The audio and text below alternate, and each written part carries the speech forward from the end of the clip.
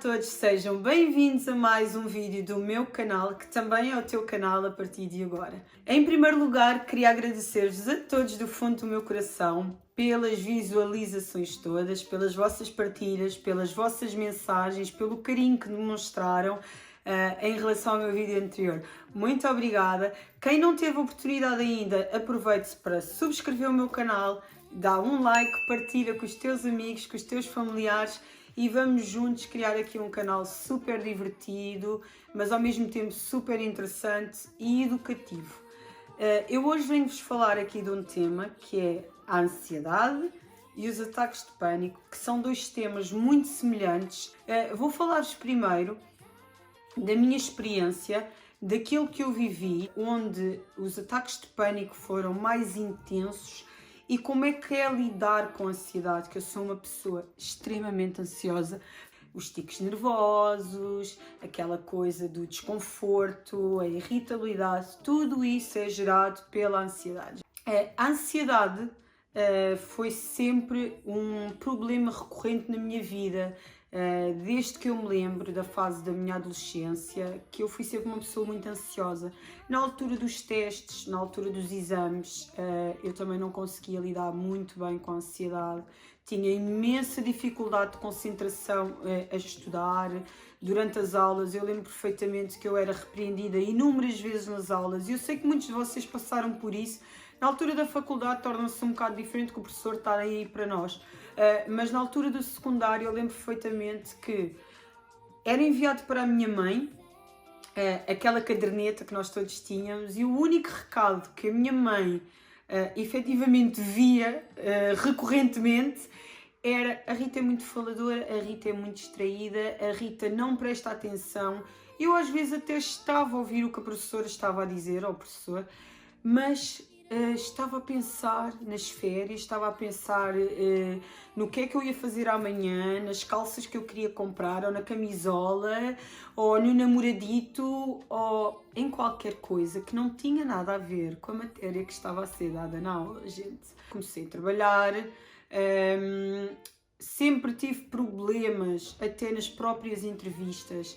Eu ia a uma entrevista e as pessoas não se cativavam por mim. Não era que eu não fosse uma pessoa interessante, mas eu era uma pessoa muito nervosa, uma pessoa muito envergonhada e eu prendia muito. E é natural que um patrão, não é? Uma pessoa que te faça uma entrevista para te contratar para a loja e vê que tem uma pessoa à frente que numa situação constrangedora não consegue reagir, ele automaticamente não te vai querer contratar e tu até podes ser a melhor empregada do mundo.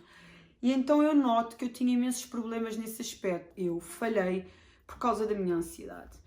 E isto foi-se refletindo ao longo dos anos em inúmeros eventos da minha vida, nas minhas relações amorosas.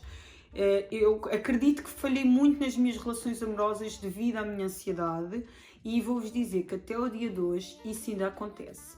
Porque existe aquela sensação de abandono, aquela sensação de insegurança. E eu sei que vocês que estão aí atrás também passam por isso e têm vergonha de falar com os vossos lovers, gente. Quando estão numa situação que realmente sabem que sofrem de ansiedade, não conseguem controlar esse sentimento, o melhor conselho que eu vos posso dar, de experiência de vida que tenho, é falar com o vosso parceiro, expor a situação, para que essa pessoa também vos consiga ajudar de uma forma que ultrapassem isso rapidamente e não afete a vossa relação. Seja em relação amorosa, relação de amizade, relação de trabalho, familiar.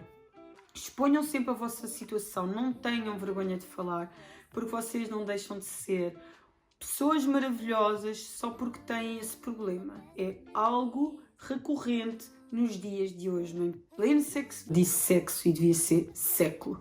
Em pleno século XXI, estamos rodeados de pessoas ansiosas e pessoas que têm ataques de pânico. É uma doença que também é doença patológica, é uma doença que tem sintomas realmente. Continuando, para não me dispersar muito, eu vou contar-vos como surgiu o meu primeiro ataque de pânico. Lá está. O ataque de pânico é a fase em que o ataque de ansiedade deixa de ser controlado. É a fase em que nós temos realmente os sintomas que imaginamos na nossa cabeça. E eu vou falar-vos de alguns, vou enumerar aqui que para mim foram os principais. Não dormir, as faltas de hora de sono prejudicam imenso a nossa vida em tudo. Um adulto deve dormir diariamente 8 horas. Deve ter um descanso de 8 horas, gente. 6 já é bom, mas 8 horas é o ideal. E os bebés, 14 horas, gente. E as crianças, no geral, 12. E então, um deles era o sono, como eu vos disse. Outro deles é a respiração ofegante ou a falta de ar. A taquicardia, que era aquilo que me assustava mais. Eu tinha ataques tão grandes que o meu coração batia tão rápido que eu achava que estava a ter um AVC. Eu achava que ia morrer. A sensação de morrer, de perda de vida, a sensação de vai-me dar um ataque de coração ou vai-me faltar o ar, eu vou morrer, é outro dos sintomas mais recorrentes nos ataques de pânico. Dores de cabeça, confusão cerebral, uma pimenta na garganta. Eu não vos sei explicar. Sabem o que é vocês quererem falar, quererem respirar, quererem engolir e ter uma sensação que vos deitaram um frasco de pimenta para dentro da garganta e aquilo não passa, gente. O meu primeiro ataque de pânico tive-o, acho que se não estou em erro, em 2015. Eu lembro perfeitamente que tinha passado o meu dia na praia, tinha apanhado imenso calor e depois fui para casa porque tinha um jantar e ia trabalhar. Eu na altura já trabalhava à noite, já estava no ramo da noite, andava extremamente cansada e achava que o cansaço não gerava problemas de saúde. Não sei onde é que eu tinha a cabeça, mas achava que podia estar acordada durante não sei quantas horas e dormir 4 horas num dia, que ia ficar tudo bem. E então eu lembro-me que entrei em casa, despi-me automaticamente, fui para dentro da banheira e começo a sentir na banheira o meu corpo a relaxar de tal modo que me deu uma sensação de desmaio. Na sensação de desmaio eu tive outro misto de sentimentos, como o aceleramento, a taquicardia, a falta de ar e a dormência. A dormência também é algo que nós sentimos, mas também sentimos na ansiedade, não só nos ataques de pânico. Na ansiedade nós também realmente temos aquela sensação de dormência nos braços e em outros membros do corpo. E eu lembro-me que estava a tomar banho, estava sozinha em casa, eu na altura ainda morava com a minha mãe e eu lembro-me de acordar já com a minha mãe em casa, deitada no chão da banheira. Não me lembro como é que eu caí, não me lembro se gritei, se não gritei, se consegui avisar, não me lembro como é que eu me manifestei.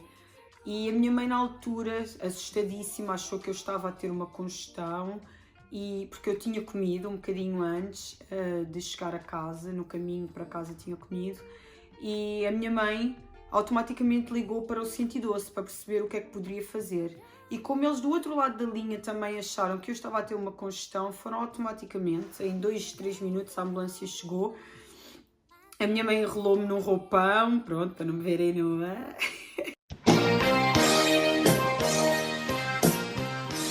E então eu lembro-me de estar na ambulância, a bombeira me fazer imensas perguntas, se eu tinha comido, se eu tinha dormido, se eu tinha apanhado imenso sol, isto e aquilo, e entregar o relatório. Fui para o Hospital São Francisco Xavier, fazem-me os exames de rotina normais, eletrocardiograma, porque eu descrevi uma sensação de batimento cardíaco mais alto, a taquicardia e a falta de ar. Fizeram um exame aos pulmões normal, eletrocardiograma, como vos disse, deram-me Buscopan, pensavam que eu estava a ter uma congestão, gente, e diagnosticaram-me então com uma congestão ou uma insolação.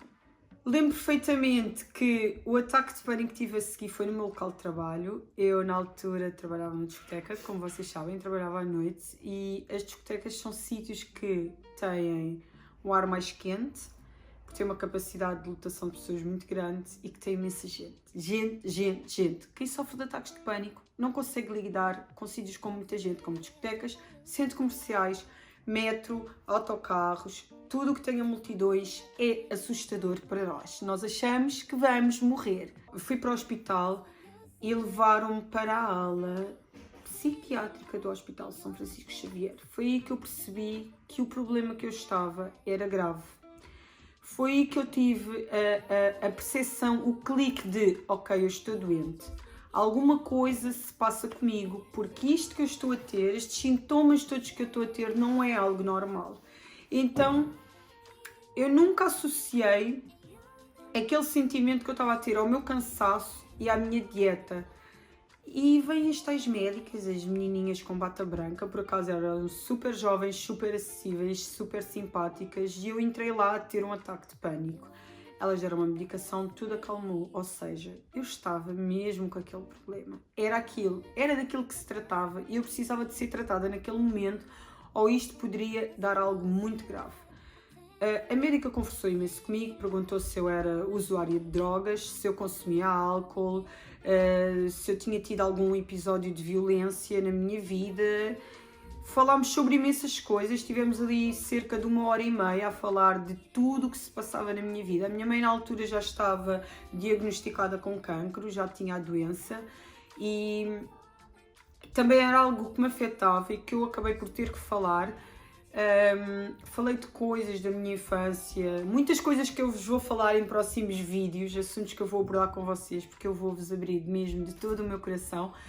E eu falei com a médica, com as médicas, eram 3, e elas chegaram a uma avaliação em que, derivado ao meu excesso de trabalho, à falta de horas de sono e à má alimentação, ou seja, fazer dieta, gente, não é deixar de comer. E eu praticamente deixei de comer. Eu comia muito pouco, muito pouco. Eu cheguei aos 51 quilos. Eu estava completamente anorética. Eu estava a sofrer de anorexia ao mesmo tempo ali e eu não consumia açúcar. Ou seja, a médica dizia-me que o meu corpo entrava em hipoglicemia, que é a falta de açúcar no sangue, e que isso também tinha a ver e que era o meu corpo a pedir descanso, açúcar e para abrandar na vida, porque eu trabalhava todos os dias e para além de trabalhar eu ainda ia ao ginásio, fazia os meus treinos super intensivos e ainda ia aos convívios com os amigos. A minha vida era, imaginem ali a Ponte Vasta Gama, um carro a andar a 300 a hora. Isso era a minha vida.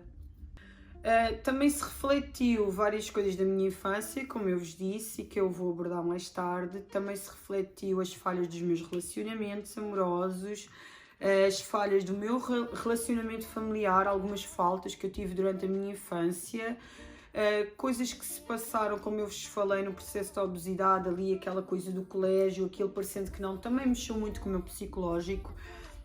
Aquela situação também do bullying também me acabou por afetar. Então, isto tudo para vos dizer que os ataques de pânico e de ansiedade também são gerados pelos falhanços ou problemas que nós temos na nossa vida.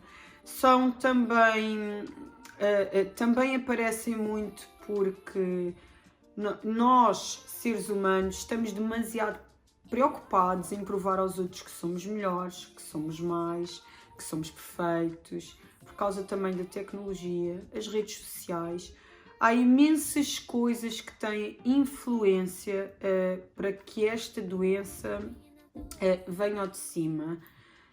Também há quem chame de depressão, mas eu acho que ataque de pânico, até depressão, é um bocadinho diferente. Eu não estava deprimida, eu não me considerava uma pessoa deprimida. Eu acho que é o medo, acho que é a palavra mais correta que eu posso utilizar para que vocês percebam. Eu tinha tanto medo e às vezes ainda tenho medo de tanta coisa, principalmente de falhar com as outras pessoas, de falhar na minha carreira de trabalho, de falhar com o meu corpo, com aquilo que eu quero ser, de falhar enquanto namorada, de falhar enquanto filha, de falhar enquanto amiga, que aquele medo apodera-se de nós e deixa-nos numa ansiedade extrema e é assustador. É a palavra que eu posso encontrar mais perfeita, não é? A palavra mais perfeita que se pode enquadrar a esta situação é que é assustador. E eu queria pedir-vos encarecidamente a todos aqueles que passam por isto, que estão a sofrer deste problema, que procurem ajuda de profissionais, tanto no ramo da medicina convencional como da medicina alternativa. Eu depois vou-vos deixar em baixo um pouquinho do processo que eu utilizei para abrandar esta situação. Eu não tenho ataques de pânico há mais de 3 anos, graças a Deus consegui superar, aprendi a controlar. Existem imensos métodos, existem imensos vídeos de meditação, vídeos de autoajuda, vídeos de exercícios que nós podemos fazer no nosso dia-a-dia para aliviar a ansiedade. Existem imensos tratamentos sem ser os da medicina convencional, que eu vou-vos dizer sinceramente, eu não sou muito apologista da medicina convencional nesta doença. Porquê? Os medicamentos que nos são dados são medicamentos para pessoas depressivas, são antidepressivos como o Xanax, o Citalopram, o Alprazolam, havia outro que eu tomei que não me adaptei nada bem, sertralina. São dados a pessoas que realmente têm doenças de foro psicológicos muito graves. E em mim, os efeitos secundários que davam eram tão fortes que eu fiquei num estado, durante um ano, que eu fiz a toma durante um ano, eu andava num estado vegetativo. Eu não tinha atenção, tive uma perda de atenção enorme, as pessoas falavam comigo e eu basicamente não ouvia nada. Tinha outros sintomas como a luta com o sono. Eu acabava por sempre ter que tomar o comprimido SOS porque a medicação diária que eu fazia não me ajudava a dormir, ou seja, eu tinha sempre que tomar relaxantes musculares, relaxantes, calmantes, para conseguir travar aquela luta com o sono, porque eu durante o sono eu achava que ia adormecer e que ia morrer durante o sono. É assustador, gente. Como é que eu posso achar que eu vou morrer durante o sono? Mas eu estou bem da cabeça, Rita, está tudo bem aí dentro. Isto é da doença, gente. Isto é do problema. Vocês não estão malucos. Aquilo é um efeito adverso da doença, ok? Não pensem que estão malucos, está bem? Procurem ajuda. Outra das coisas que para mim funcionou muito bem foi a auriculoterapia. Eu depois posso-vos fazer um vídeo só sobre a auriculoterapia, mas é um tratamento que consiste em espetar umas agulhas nas zonas das orelhas que comunicam com o resto do nosso corpo. E há um dos pontos que comunica com a ansiedade, outro com o nosso coração, outro com a cabeça e por aí afora. Eu escolhi os 5 pontos que mais importantes eram para mim. E são colocados ou grãos de pimenta ou uns magnéticos. Eu escolhi as agulhas magnéticas porque é mais eficaz e não me fazia qualquer impressão. Então a auriculoterapia é um dos tratamentos que eu vos aconselho para conseguirem apaziguar, acalmar esses vossos ataques. A ansiedade, para mim, no meu ponto de vista, é algo que nunca acaba. É uma coisa que eu vou levar para o resto da minha vida, mas o ataque em si, o ataque de pânico, é algo que nós conseguimos contornar muito bem.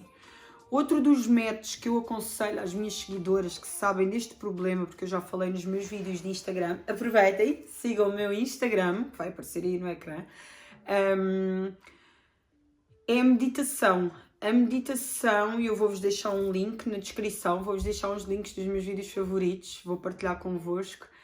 A meditação ajudou-me imenso, porque eu, naquela hora de ir dormir, eu já desligava a luz, já acabava por relaxar um pouco, largava o telemóvel, o telemóvel era simplesmente para o uso desse vídeo.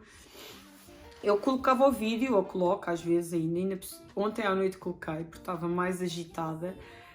Tenho andado um pouco agitada com esta situação da quarentena, acaba por mexer aqui um bocadinho connosco, os negócios, etc, tudo.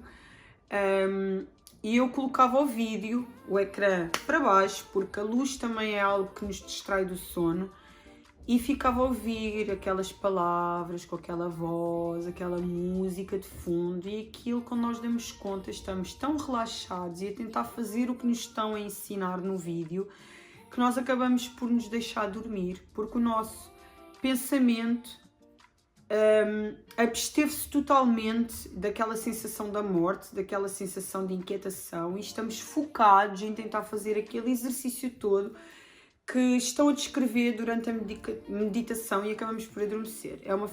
Foi uma forma que eu arranjei muito fácil de atingir o sono. Comigo resulta, com outras pessoas não resulta.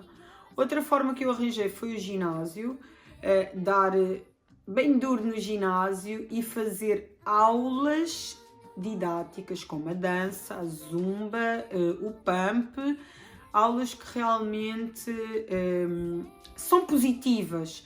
Tudo aquilo que é positivo vai acabar um pouco com a nossa ansiedade. Outro truque que eu vos deixo, que comigo resultou super bem, eu escolhi uma amiga e aquela minha amiga foi muito importante, ainda é importante, mas foi muito importante neste processo todo, foi a minha bengala para o meu escape dos ataques. E então o que eu combinei, eu vi isto tudo num vídeo, era um vídeo brasileiro, depois também vos posso deixar o link. Eu combinei com aquela minha amiga realmente utilizar uma palavra-chave. A minha palavra-chave na altura era gato. E cada vez que eu lhe telefonava, porque estava a ter um ataque ou porque estava mais ansiosa, eu dizia: Danana, está tudo bem, não sei o quê, gato. E ela automaticamente mudava o discurso. Eu começava a falar de tudo, menos o que tivesse a ver com doenças ou com coisas negativas. Começava: lembras-te daquela camisa cor-de-rosa que vimos, ou não sei o quê? Ou começavam a falar de uma fofoca super interessante e eu acabava por me distrair, acabava por entrar na onda da conversa e abstia-me completamente daquele sentimento.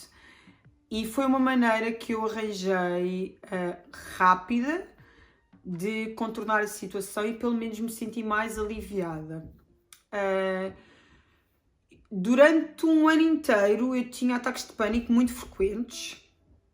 Contei com a ajuda da minha mãe, do meu pai, de amigas minhas mais próximas, que foram muito importantes nessa fase da minha vida, mas também foi necessário que eu me abrisse, que eu perdesse a minha vergonha.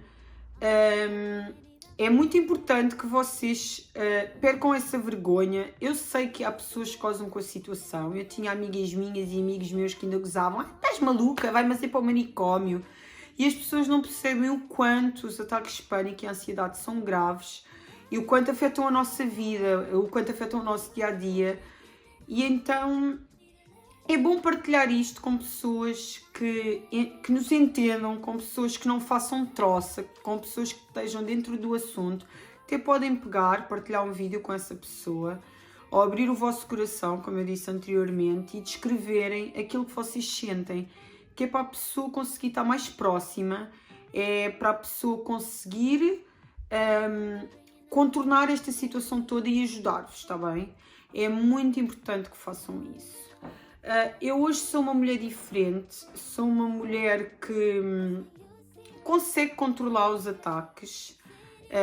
Eu não tomo medicação por opção e na altura da minha gravidez, por poder afetar o bebê, a minha médica aconselhou-me a fazer o desmame da medicação.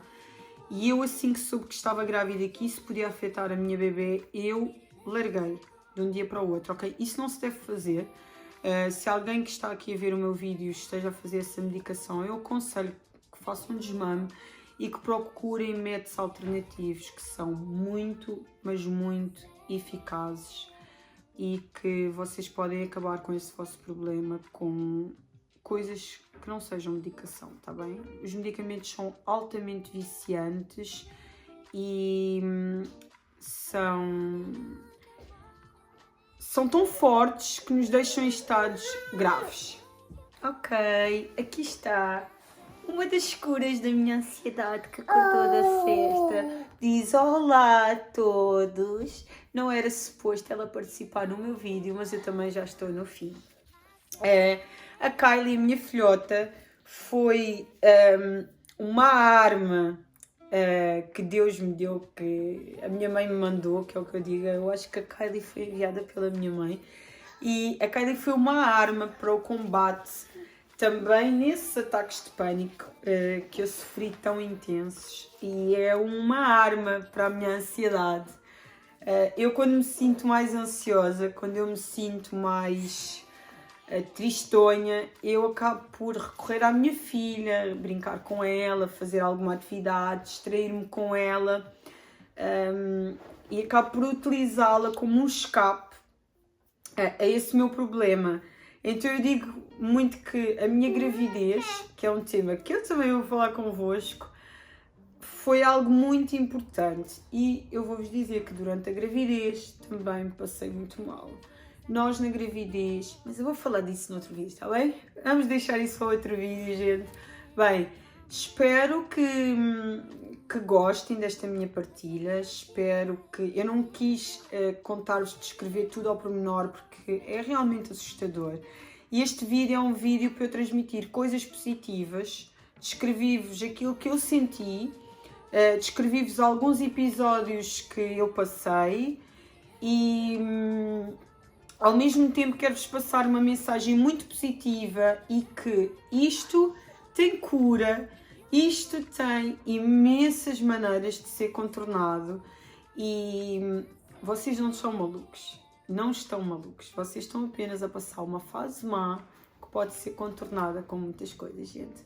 Obrigada, não se esqueçam de subscrever o meu canal, assistir aos meus próximos vídeos, não se esqueçam de seguir o meu Instagram, não se esqueçam de me deixarem comentários com sugestões de vídeos e temas que eu possa abordar aqui convosco. Mensagens no Instagram também são muito importantes, gente. Um beijinho enorme, Kylie, manda um beijo. Um beijinho a todos, obrigada. E boa quarentena, mantenham-se seguros em casa. Bye!